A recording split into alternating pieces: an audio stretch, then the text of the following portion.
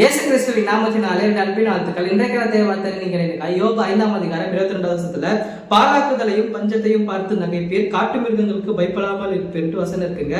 என்ன பிரதர், பஞ்சத்தை பார்த்து நாங்க நகைப்போமா? ஐயோ நீங்க வேற பிரதர், வீட்டுல பசியும் பட்டியுமா இருக்கு.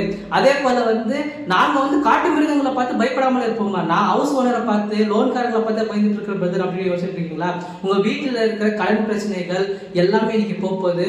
உங்க வீட்டுல இருக்கிற சைரபில், உங்க உடம்புல இருக்கிற சரீர விளைவுகள் இயேசு கிறிஸ்துவின் நாமத்தால் இப்போவே போகுது.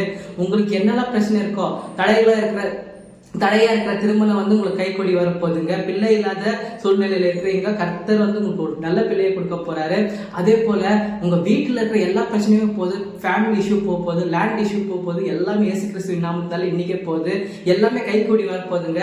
இயேசு கிறிஸ்துவின் நாமத்தால் நான் சொல்றேன், கர்த்தர் சொல்றாரு, நீங்க பஞ்சத்தையும் பட்னியையும் பார்த்து நீங்க நகைப்பீங்களா? இந்த பிரச்சனை எல்லாம் எனக்கு ஒண்ணு இல்லை அப்படின்ட்டு. அதே போல காட்டு மிருகங்களை பார்த்து கூட நீங்க பயப்படாமல் இருப்பீங்களா? அப்ப நீங்க லோன்கார பார்த்தோ இல்ல ஹவுஸ் ஓனரை பார்த்து பயப்பட போறீங்களா? இயேசு கிறிஸ்துவின் நாமத்தினால எல்லாமே மாறப்போகுது.